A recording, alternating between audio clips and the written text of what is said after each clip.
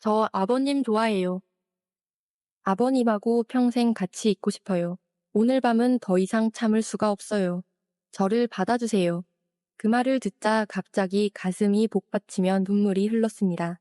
환희의 감정이 솟구치면서 내 스스로를 자책했습니다. 이 바보 같은 인간아, 왜 먼저 말하지 않았니? 며느리가 얼마나 힘들게 고민하다가 이 말을 먼저 했을까? 인간의 본능을 은밀히 조금씩 터치하는 혼자 보는 소설 지금 바로 시작합니다. 나는 정년이 거의 다 돼가는 대기업 샐러리맨입니다. 4년 전 아내를 떠나보내고 오피스텔에서 혼자 살고 있습니다. 긴 세월을 같이 살아온 나의 반쪽을 잃었습니다. 슬플 때나 기쁠 때나 긴 세월을 같이 보냈습니다. 나는 아내를 너무 좋아해서 아내 말은 무슨 말이든지 따랐습니다. 우리 부부는 금슬이 아주 좋은 인고 부부였습니다. 집안에는 아내의 모습이 항상 배어 있었습니다. 아내가 손수 만든 요리로 차려진 그 훌륭한 식탁 어찌 잊을 수가? 세상 천지를 다 찾아봐도 아내와 같은 손맛은 없었습니다. 같이 TV를 보면서 나누었던 소박한 대화들, 임신 소식을 들었을 때 서로 껴안으면 나누었던 감격의 순간들, 인생에서 어려운 순간들을 지나갈 때 묵묵히 내 옆을 지켜주던 아내. 그 집 곳곳에 아내의 모습이 배어 있었습니다. 그 집에서는 아내가 그리워서 살 수가 없었습니다. 목욕탕 문을 열면 탕 속에 아내가 앉아 있을 것 같았습니다. 거실 소파에 앉으면 저쪽 주방에서 아내가 설거지하고 있습니다. 스스로 미쳐가고 있는 것 같았습니다. 도저히 이래서는 안 되겠다 싶어서 이사를 결심했습니다. 둘이 청약받아 평생 살았던 아파트를 처분했습니다. 대부분의 재산을 아들에게 주고 저는 오피스텔로 이사를 했습니다. 힘든 홀로서기를 하고 있는 어느 날 아들로부터 전화가 왔습니다. 아빠, 저희가 모실게요. 저희와 같이 살아요. 그전부터 해오던 말이다. 아들은 이미 5년 전에 아내가 떠나기 전 결혼했습니다. 아들아, 몇 번이나 말하지만 나는 혼자 사는 게 편하다. 아버지 혼자 사는 게 제가 불안해요. 집사람도 아버지 혼자 사는 게 못내 마음에 걸린다 하고요. 올해 35살인 며느리는 밝은 성격의 미인입니다. 직장 생활을 하다가 애를 갖기 위해 회사를 그만두었습니다. 처음에 결혼하겠다고 인사하러 왔을 때 우리 부부는 놀랬습니다. 아내를 많이 닮아 있었고 우리 부부에게 아주 잘했습니다. 아내는 생전에 나는 우리 며느리만큼 예쁘지는 않아 하고 자주 말했습니다. 아내가 떠났을 때 며느리는 자기 엄마를 보낸 것 같이 서럽게 울었습니다. 어쨌든 아들아 고맙지만 아버지는 여기서 만족한다. 더 이상 그 이야기 하지 말라. 그리고 2달인가 지나서 직장에서 좀 무리를 했더니 지독한 독감이 들었습니다. 몸이 펄펄 끓고 힘이 없고 의식이 몽롱해졌습니다. 혼자 무엇을 해먹을 엄두도 안 나고 아내의 따뜻한 흰죽이 너무 그리웠습니다. 힘들게 동네 내과에 걸어가서 약을 다 가지고 왔습니다. 가슴에 사무치도록 아내가 그리웠고 고독이 싫었습니다. 혼자 사는 게 이렇게 무서운 일이란 걸 처음 알았습니다. 그렇게 비몽사몽한 상태에서 이틀이나 지났습니다. 아들이 친척 모임 알리려고 전화했다가 내가 아픈 것을 알았습니다. 그리고 2시간 있다가 며느리가 달려왔습니다. 아버님 어떠세요? 왜 말을 안 했어요? 저희가 얼마나 놀랬는지 아세요? 가만히 계세요. 제가 다 알아서 할게요. 주방으로 달려가서 죽을 끓여왔습니다. 식욕이 없다고 해도 억지로 내 입에 떠먹였다. 그 성의가 너무 고마워서 혼자서 한 그릇 다 비웠습니다. 오랜만에 먹어보는 집요리는 입에 맞아서 아주 수월하게 넘어갔습니다. 약을 먹고 누워서 쉬는 동안 며느리는 집안 청소랑 세탁을 말끔히 했습니다. 일하는 모습을 보니 아내가 되살아난 것 같아 눈물이 났습니다. 며느리가 모르게 이불을 뒤집어쓰고 눈물을 흘렀습니다. 독감에 걸려있는 동안 며느리는 헌신적으로 나의 간병을 했습니다. 회복이 되고 나서 아들 부부는 다시 같이 살자고 제안을 했습니다. 나는 이번에 너무 호되게 고생을 해서 혼자 사는 게 무서웠습니다. 두말 없이 제안을 받아들이고 아들 집으로 들어갔습니다. 그 전에 나는 아들에게 방 3개짜리 아파트를 사주었습니다. 그 집의 작은 방으로 나는 들어갔습니다. 오랜 세월 동안 아내와 살아왔던 나는 혼자 사는 것이 어려웠습니다. 나이가 들었다는 사실도 인정했습니다. 버리지 못했던 아내의 물건들도 아들에게 처분해달라고 맡겼습니다. 내 스스로는 그 애지중지한 물건들을 버릴 수 없었습니다. 마치 아내를 버리는 것과 같은 죄의식 때문입니다. 같이 사는 생활은 처음에는 너무 어색했습니다. 며느리의 밝은 성격과 배려 덕분에 서서히 익숙해져 왔습니다. 익숙해져 보니 이 생활이 혼자 사는 것보다 훨씬 편안했습니다. 아들 부부가 불편해 할까봐 밤에는 가능하면 내 방에서 보냈습니다. 며느리 불편하게 하지 않게 철저하게 규칙적으로 생활했습니다. 아침은 견과류 요구르트, 점심은 회사에서 먹었습니다. 저녁은 바깥에서 먹고 오고 9시 전에 귀가합니다. 집에서 먹으면 반드시 오후 8시에 먹습니다. 휴일도 어김없이 자전거를 타러 나갔습니다. 겉으로 봐서는 혼자 살 때와 별 차이가 없었습니다. 그래도 사람과 같이 사는 이 생활이 좋았습니다. 집에 오면 아내 닮은 윤희가 있는 것이 너무 위로되었습니다. 아들은 원래부턴 알을 무척 닮았습니다. 38살이 된 아들은 내가 생각했던 것보다 훨씬 멋진 남자가 되어 있었습니다. 며느리 윤희도 같이 살아보니 참 참한 여성이었습니다. 둘 다 참 어울리는 한상으로 행복하게 살고 있었습니다. 결혼을 잘했구나 하는 생각 절로 들었습니다. 자식만 있다면 완벽할 것 같았습니다. 아들 부부와 생활해보니 마치 내가 30대 시절로 돌아온 것 같은 기분도 들었습니다. 아들 하나만 놓은 것이 평생의 한이 되었습니다. 아내도 둘째를 가지려고 무던히 노력했는데 이상하게 애가 들어서지 않았습니다.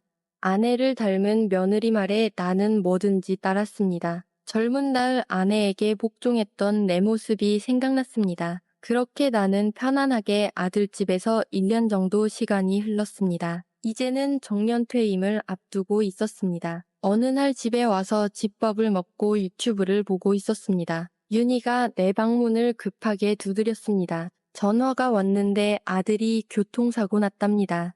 둘이서 떨리는 마음으로 병원으로 달려갔습니다.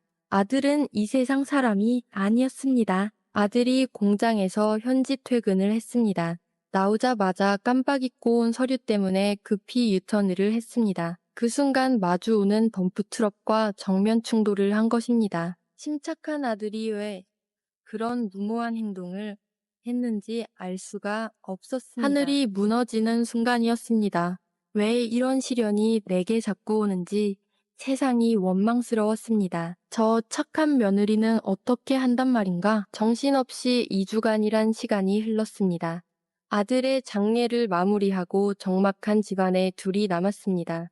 남편 일은 젊은 아내와 아내 일은 늙은 남편이 남았습니다.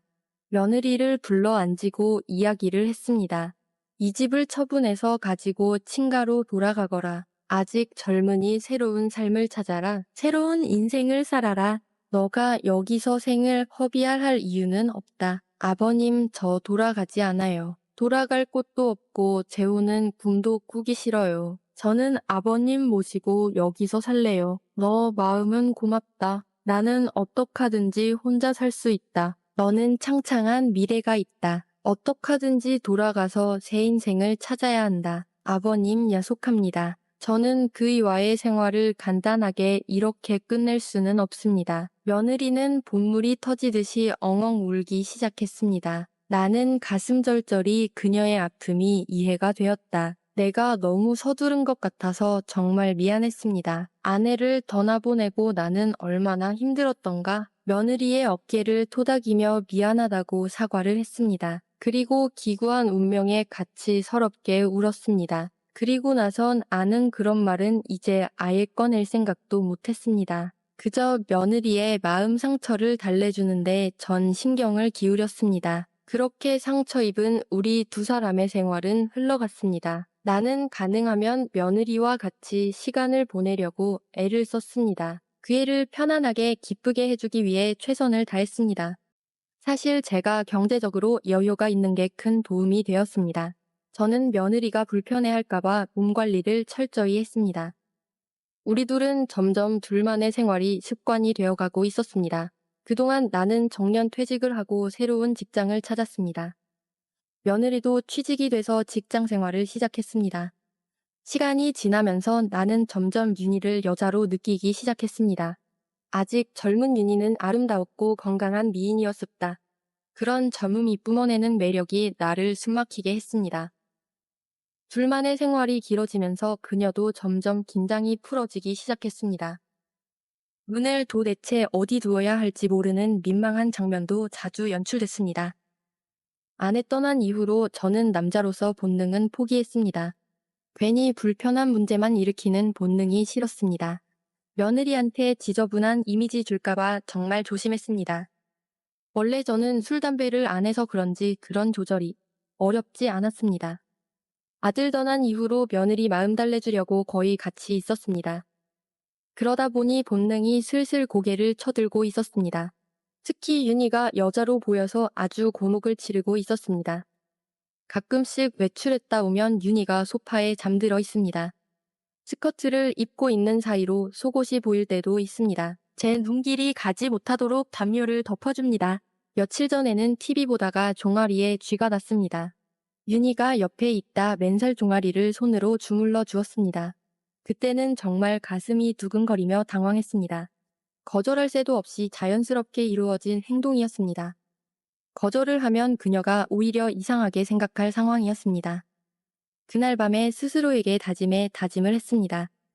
그녀는 엄연히 나의 며느리이다. 그리고 나는 불쌍한 그녀에게 상처 주면 안 된다. 친달이라고 해도 괜찮을 정도의 나이 차이. 나는 윤희가 행복한 인생을 살 수 있도록 아버지로서 보살펴 주어야 한다. 윤희는 친구가 거의 없고 집에 있는 집순이였습니다. 그러다 보니 우리 둘이는 거의 주말마다 같이 외출했습니다. 부녀가 같이 외출하는 그런 모습이었습니다.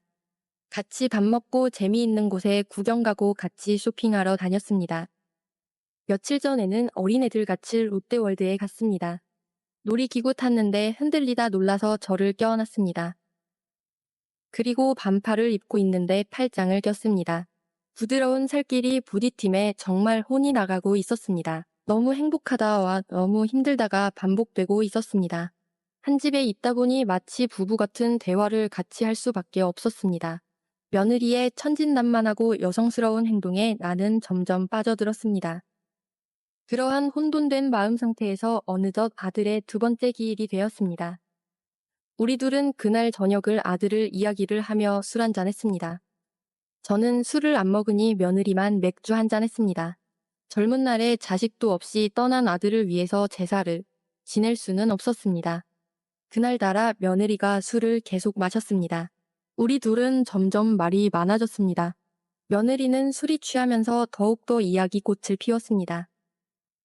우리 둘은 다음에 어디로 바람 쐬러 여행 가자는 이야기까지 했습니다. 한 잔 들어가서 발그레진 얼굴로 열변을 토하는 모습이 너무 예뻤습니다. 나는 기뻐하는 그녀의 모습을 보면 너무 행복했습니다. 망설이고 망설이다 하고 싶지 않은 말을 했습니다. 아가 좋은 남자 찾았니? 그런 남자 있으면 외주 집순이가 되겠어요. 하면서 윤희는 바로 되받아쳤다. 이렇게 예쁜 우리 며느리한테 왜 멋진 남자들이 들이대지를 않을까? 있겠죠. 있으면 빨리 식사도 하고 같이 만나서 징도를 내봐. 안 만나 본 거는 아니지만 윤희야 마음에 쏙 드는 남자가 없어. 아니요. 괜찮은 남자들 많아요. 아니 그럼 됐지. 무엇을 망설여. 며느리가 후후하고 웃으면서 나를 쳐다봤습니다. 사실 그녀가 애인이 생겨서 집을 나간다면 무척 가슴 아플 것 같았습니다. 혼자 살아야 할 긴 세월도 너무 무서웠습니다. 그러나 그것이 윤희를 위한 길이다.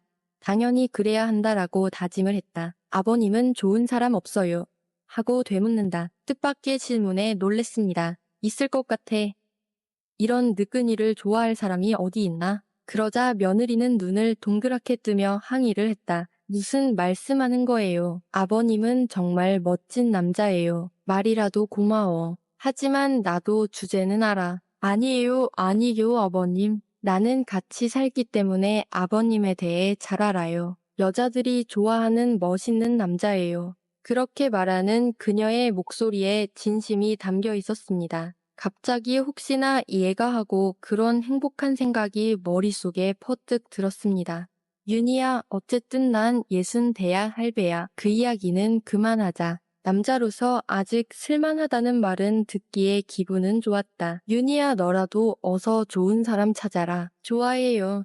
며느리가 말했습니다. 갑자기 일순간 머릿속이 멍해졌습니다. 좋아해요라는 게 무슨 의미야 하고 물었다. 아버님하고 계속 이렇게 살고 싶어요. 그런 의미예요.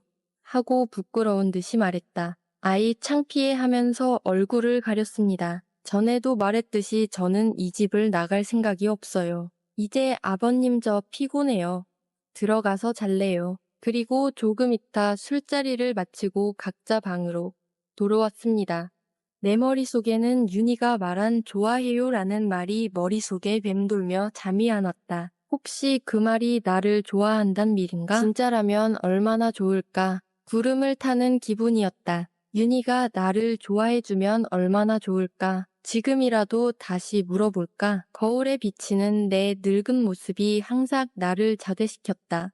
제발 나대지 말자. 지금 잘못 물었다가 지금 이런 좋은 관계가 깨지면 절대 안 돼. 어떤 일이 있어도 며느리와 지금 현재 이 좋은 관계를 유지하고 싶었다. 이리 뒤척 저리 뒤척 하는데 노크 소리가 났다. 아버님 주무세요. 하고 묻는다. 아니, 무슨 일이니? 잠시 드릴 말씀이 있어요. 윤희는 레이스 달린 잠옷 차림이다. 무슨 말인가 하고 일어나 앉았습니다. 들어오너라 했더니 며느리는 들어와 앉았습니다. 그리고 숨 돌릴 틈도 없이 쏟아부었습니다. 저 아버님 좋아해요. 너무 좋아해요. 아버님하고 평생 같이 있고 싶어요. 오늘 밤은 더 이상 참을 수가 없어요. 저를 받아주세요. 그 말을 듣자 갑자기 가슴이 복받치며 눈물이 흘렀습니다. 환희의 감정이 솟구치면서 내 스스로를 자책했습니다. 이 바보 같은 인간아, 왜 먼저 말하지 않았니? 며느리가 얼마나 힘들게 고민하다가 이 말을 먼저 했을까? 내가 왜 얘한테 이 말을 먼저 하지 않았을까? 며느리 윤희가 너무 사랑스럽고 고마웠습니다. 그래 아가야. 사실 나도 그렇다. 나도 너 없이는 살 수가 없단다. 이 용기 없는 인간인 네가 떠날까봐 무서워. 그냥 이 상태라도 유지하려고 말을 못했단다. 나를 용서해다오. 너를 너무나 사랑한단다. 그리고 우리 둘이는 뜨겁게 포옹을 했습니다. 그날 밤 우리는 천국을 수도 셀 수 없이 많이 갔다 왔습니다. 우리는 마음적으로 몸적으로 딱 맞는 커플이었습니다. 내 인생에서 가장 아름다운 밤이었습니다. 내가 전생에서 나라를 구한 게 맞나 봅니다. 나에게 이런 행복한 삶이 찾아오다니 뒷날 윤희에게서 들은 이야기입니다. 그 사람 떠나고 아버님과 둘만의 생활이 시작되었습니다. 처음에 이 집을 떠나지 않은 것은 남편을 모시져서입니다. 둘이서 살면서 많은 감정의 변화가 있었습니다. 아버님의 각종 말투나 행동이 너무 그 사람과 닮아 있었습니다. 꼭 그 사람하고 같이 사는 그런 기분이 많이 들었습니다. 그래도 시아버지를 남자로 봐서는 안 된다고 스스로를 달랬습니다. 같이 여기저기 놀러 다니면서 정말 아무 생각 없이 행복했습니다. 아버님의 철저한 자기관리에 저절로 감탄을 했습니다.